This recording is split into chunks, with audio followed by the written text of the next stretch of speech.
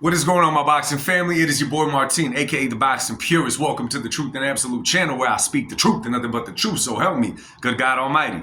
All right, y'all, now let's get right into this one, man. Riyadh season, dang, left me a little bit burnt out, man. Let me tell you guys, man, that much boxing is great, but by the end of it, man, I was boxed out. You know what I'm saying? Everything that I did, I wanted to throw combinations, man, after seeing that on the TV, right? So I want to talk about one fighter in particular right now. That fighter is Newark, New Jersey's very own Shakur Stevenson.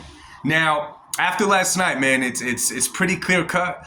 Shakur Stevenson is in a tough spot. But before I get into Shakur, let me just say by Tank Davis, that's some punk stuff to tweet that kind of stuff against Shakur. One, Shakur agreed to fight on Riyadh season against Floyd Schofield. It's not Shakur's fault that fight fell through. And you purposely made a fight with a small guy that has no power. So I don't know what Tank's laughing at.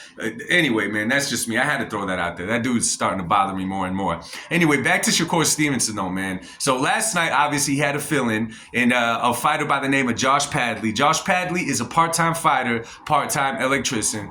Shout out to the dude, man. Does what he has to do to take care of his and his own self. But he obviously took the fight on short notice. He took it on less than a week's notice after Floyd Schofield ended up in the hospital for matters that we do not know 100% yet. Some say it's a cream that poisoned him. Others are saying, and what I believe is that he was not able to make weight and he ended up in the hospital because he was dehydrated. Anyway, so now let's look at the fight itself. So this would have been a perfect opportunity, okay? Because if you're not familiar with Shakur Stevenson oftentimes to a lot of people is perceived as a boring fighter. You know, he takes no risks inside that ring. You know, he does not really pack a punch at all. He goes in there and he almost fights like an amateur style. You know, he almost goes in there like when you're just fighting with just touching, just points, right? Not really trying to get a knockout, which is totally fine. That's all good if you're trying to stay at a certain level of the game. But if you're trying to get elsewhere, if you're trying to climb the ranks in what what could we call it? The actual boxing scene, the one that everyone's going to pay to watch you see, the one that people is actually going to pay to watch you do a pay-per-view or something like that, you got to take a little bit of risk inside that ring, man. Now, that doesn't mean that you got to go in there and you got to brawl like a Ruslan Pervanikov, okay? It does not mean you got to do that. But at some way, somehow, you got to excite the crowd. Now, there's a lot of people that appreciate defensive fighters. I'm one of them. I appreciate defensive fighters with what they're able to do. But mind you, there's a difference between a fighter who's defensive and stays in the pocket with you and just kind of slips under your punches, blocks your shots, does all that, and one that moves around the ring constantly. The one that moves around the ring constantly, you don't really got a chance to hit that guy.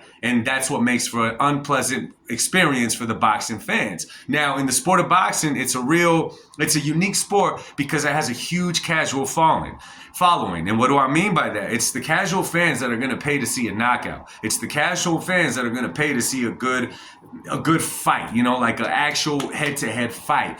It's a very small group of fans that are boxing fans that actually appreciate the sport of boxing, doing which what I told you guys earlier, hit and make the other guy miss. Well, last night, it was almost a gift that Shakur Stevenson got a fill-in with a guy by the name of Joshua Padley. And the reason I say is because the guy was 20 fights in, 8 knockouts, 0 losses. Well, he has 1 now in the hands of Shakur. It would have been the perfect time to showcase what you could do and take a little bit of risks, okay? Shakur should have got this guy out of there a lot sooner than what he did. Okay, now I get it. It's outside of Shakur's element to knock dudes out or fight like that. But at some point, like I said, if you want your stock to grow, if you want more people to pay attention to you and watch you, it's going to have to be a thing where you take risks and look good doing it. Last night against the fight against Joshua Padley, although he threw some sick combinations, okay, I enjoyed watching him, all right, all those kind of things, they look good. The only problem is against someone like this, you were supposed to go in there and just beat him down. You were supposed to go in there and serve him up. Okay, it wasn't supposed to be what it turned out to be yesterday. Okay, it was actually supposed to be something where you went in there, you put in work, and you put this guy away. He did end up putting the guy away, but it wasn't until the 9th round, close to the end of the 9th round, heading into the 10th, which means this fight was almost going to damn near go the whole distance, which is not a good look. Now, not taking nothing away from Joshua Padley. The dude came, he did what he had to do. He fought his heart out. Big ups to him. God bless him.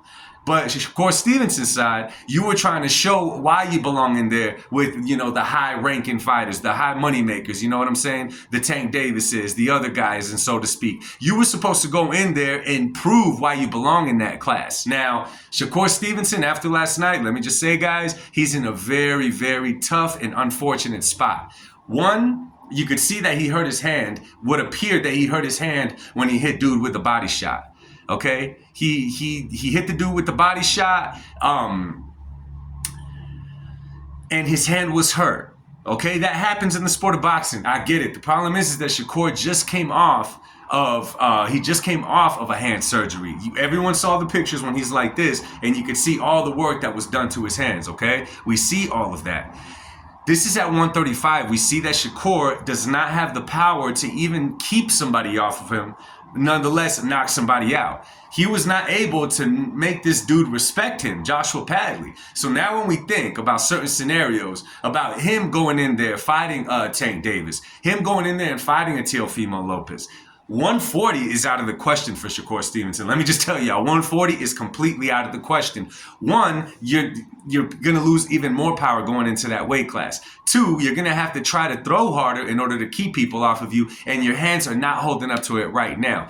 Three, against guys like Tank, let's say Devin Haney, let's say Teofimo Lopez, hell, Ryan Garcia, all of those other guys that are around his weight class, you know what I'm saying? You're going to fight a very defensive fight. If you weren't willing to take a risk against a Joshua Padley who was a fill-in late, he's not going to take the risk against those other guys. And what does that mean? No promoter is going to put those guys in the ring with a Shakur Stevenson for the simple fact that he could run around all night. Again, there's a difference between running and being defensive.